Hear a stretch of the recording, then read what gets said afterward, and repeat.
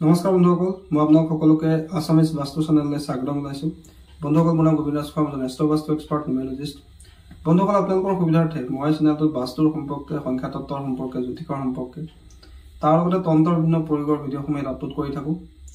গতিকে যদিহে আপোনালোকৰ মোৰ চেনেলৰ ভিডিঅ'সমূহ চাই ভাল লাগে, অনুগ্ৰহ কৰি মোৰ চেনেলটো ছাবস্ক্ৰাইব কৰিব, ভিডিঅ'সমূহ লাইক কৰিব, কমেণ্ট কৰিব আৰু যিমান পাৰে শ্বেয়াৰ কৰিব। বন্ধুসকল, আজি মই আপোনালোকৰ লগত আন এটা বশীকৰণ প্ৰয়োগৰ সম্পৰ্কে আলোচনা কৰিবলৈ আগবাঢ়িছোঁ।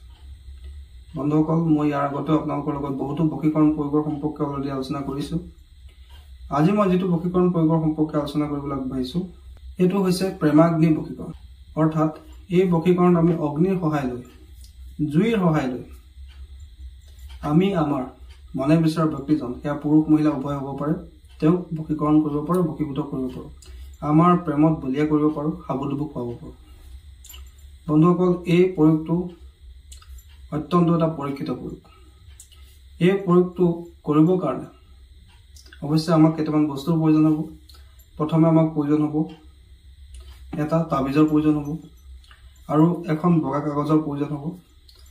লগতে প্ৰয়োজন হ'ব এটা কলা কলমৰ, অৰ্থাৎ কলা চিয়াঁহীৰ এটা কলম আমাক প্ৰয়োজন হ'ব। আৰু আমাক প্ৰয়োজন হ'ব এযোৰা মিলনগুটিৰ। মিলনগুটি কেনেকুৱা, কি কথা, সেই বিষয়ে অলৰেডি মই আপোনালোকক জনাইছিলোঁ। মিলনগুটি আপোনালোকে যিকোনো কবিৰাজী দোকানত বা পূজাৰ সামগ্ৰী বেচা দোকানতো পাই যাব। এযোৰা মিলনগুটি আপোনালোকে কিনি আনিব। পোনপ্ৰথমে আপোনালোকে কোনোবা এটা শনিবাৰ দিনা ৰাতিপুৱাৰ সময়ত 8টা বজাৰ আগত, এই যন্ত্ৰটো স্ক্ৰীণত মই দি দিছোঁ, সেই যন্ত্ৰটো আপোনালোকে কোনো এখন বগা কাগজত ভালকৈ লিখি ল'ব, কলা কলমৰ সৈতে। তাৰপিছত আপোনালোকে সেই যন্ত্ৰটো লেখাৰ পিছত তলত নিজৰ নাম লিখিব, নিজৰ মা আৰু দেউতাৰ নাম লিখিব। তাৰ তলত এটা যোগ চিহ্ন দি যাক আপুনি বশীভূত কৰিব কৈছে তেওঁৰ নাম, সম্পূৰ্ণ নাম, মাক আৰু দেউতাকৰ নাম লিখিব। তাৰপিছতে সেই মিলনগুটি দুটা, যিটো আপুনি দোকানৰ পৰা কিনি আনিছে, মিলনগুটি দুটা অকণমান পানীত তিয়াই লৈ আপোনাৰ নাম আৰু যাক বশীকৰণ কৰিব কৈছে তেওঁৰ নাম লৈ জোৰা লগাই লৈ সেই মিলনগুটি দুটা সেই কাগজখনত ৰাখি দিব। তাৰপিছতে সেই কাগজখন সৰুকৈ জাপি ল'ব। জাপি লৈ আপোনালোকে সেই কাগজখন তাবিজটোৰ ভিতৰত ভালকৈ ভৰাই ল'ব। বা যদি আপুনি তাবিজ যোগাৰ কৰিব নোৱাৰে, তেন্তে মাটিৰ সহায়ত এটা মাটিৰ লাডু বনাব, তাৰ মাজতে সেই কাগজখন ভৰাই দিব। ভৰাই লৈ সেই লাডুটো বা সেই তাবিজটো আপোনালোকে চৌকাত পুতি দিব বা অন্য কোনো ঠাইত য'ত জুই জ্বলোৱা হয় তেনে স্থানত আপোনালোকে পুতি দিব। বন্ধুসকল, এইটো এটা অত্যন্ত চমৎকাৰী আৰু দ্ৰুত ফল প্ৰদান কৰা বশীকৰণ প্ৰয়োগ।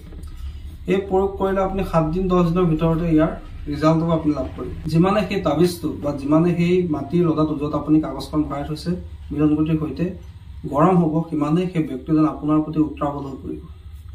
আপোনাৰ কথা তেওঁ মনলৈ বাৰে বাৰে আহি থাকিব। সেই ব্যক্তিজন আপোনাৰ বশীভূত হ'বলৈ ল'ব, আপোনাৰ প্ৰতি আকৰ্ষিত হ'বলৈ ল'ব। সেই ব্যক্তিজন খুব কম দিনৰ ভিতৰতে আপোনাৰ বশীভূত হ'ব। বন্ধুসকল, এইটো এটা অত্যন্ত দ্ৰুত গতিত কাম কৰা বশীকৰণ প্ৰয়োগ। আপোনালোকে সম্পূৰ্ণ নিয়ম পালন কৰি, অৰ্থাৎ শনিবাৰৰ দিনা ৰাতিপুৱা 8টা বজাৰ আগত ভালকৈ স্নান কৰি পৰিষ্কাৰ পৰিচ্ছন্ন কাপোৰ পিন্ধি পশ্চিম দিশলৈ মুখ কৰি কাগজখনত প্ৰথমে এই নক্সাটো লিখিব, কলা কলমৰ সহায়ত। তলতে নিজৰ নাম, মা দেউতাৰ নাম যোগ চিহ্ন দি যাক বশীকৰণ কৰিব খুজিছে তেওঁৰ নাম, তেওঁৰ মাক দেউতাকৰ নাম লিখিব। লিখি তাত মিলনগুটি দুটা এৰি দিব। প্ৰথমে মিলনগুটিকেইটা তিয়াই ল'ব, তিয়াই লৈ পেলাই আপোনাৰ নাম আৰু তেওঁৰ নামকৈ জোৰা লগাই ল'ব। তাৰপিছতে কাগজখন সৰু কৰি তাবিজত ভৰাই ল'ব। তাবিজটো মমেৰে বন্ধ কৰি দিব, বা আপুনি যদি তাবিজ বিচাৰি নাপায় তেন্তে মাটিৰ এটা লাড়ু বনাই তাৰ মাজতে কাগজখন ভৰাই সেই লাড়ুটো বা সেই তাবিজটো জুইত পুতি দিব, অৰ্থাৎ চৌকাত পুতি দিব। যিমানেই জুইৰ উত্তাপ সেই কাগজখনে পাব, সেই মাটিৰ লদাটো গৰম হ'ব বা সেই তাবিজটো গৰম হ'ব, সিমানেই সেই ব্যক্তিজন আপোনাৰ প্ৰতি আকৃষ্ট হ'ব, আপোনাৰ বশীভূত হ'বলৈ ল'ব, আপোনাৰ কথামতে চলিবলৈ ল'ব। এই প্ৰয়োগটো পুৰুষে মহিলাৰ কাৰণে, মহিলাই পুৰুষৰ কাৰণে সকলোৱে কৰিব পাৰে। অত্যন্ত দ্ৰুত গতিত কাম কৰা এইটো এটা মুছলমানী বশীকৰণ প্ৰয়োগ। আপোনালোকে কৰি চাওক ইয়াৰ পৰা আপোনালোকে 100% ভাল ফল লাভ কৰিব আৰু খুব কম দিনৰ ভিতৰতে 7 দিন বা 10 দিনৰ ভিতৰতে ইয়াৰ ৰিজাল্টটো লাভ কৰিব পাৰি লাহে লাহে আপুনি চাব যিজন ব্যক্তি হৈ প্ৰয়োগটো কৰিব তেওঁ আপোনাৰ প্ৰতি আকৃষ্ট হ'ব বন্ধুসকল আপোনালোকৰ সুবিধাৰ্থে মই প্ৰয়োগটো আপোনালোকক দিলো যদিহে আপোনালোকৰ প্ৰেমৰ সম্পৰ্কত পতি পত্নী সম্পৰ্কৰ মাজত কিবা সমস্যা হৈছে তেন্তে আপোনালোকে এই প্ৰয়োগটো কৰিব ইয়াৰ পৰা নিশ্চয় আপোনালোকে ভাল ফল লাভ কৰিব সম্পূৰ্ণ বিশ্বাস ৰাখি ঈশ্বৰৰ প্ৰতি ভক্তি ৰাখি সম্পূৰ্ণ পজিটিভ মাইন্ডসেট লৈ এই প্ৰয়োগটো কৰিব সম্পূৰ্ণ নিয়ম পালন কৰি কৰিব নিজৰ হিচাপত মডিফাই কৰিবলৈ নাযাব যেনেকৈ কৈছো তেনেকৈ আপোনালোকে কৰিব নিশ্চয় ইয়াৰ পৰা আপোনালোকে ভাল ফল লাভ কৰিব বন্ধুসকল আশা কৰিছো আজি আপোনালোকৰ এই প্ৰেমাগ্নি বশীকৰণ প্ৰয়োগৰ সম্পৰ্কে জানি ভাল লাগিলে যদি ভাল লাগিলে অনুগ্ৰহ কৰি ভিডিঅটো লাইক কৰি দিব কমেন্ট কৰিব আৰু মোৰ চেনেলটো সাবস্ক্ৰাইব কৰিব ধন্যবাদ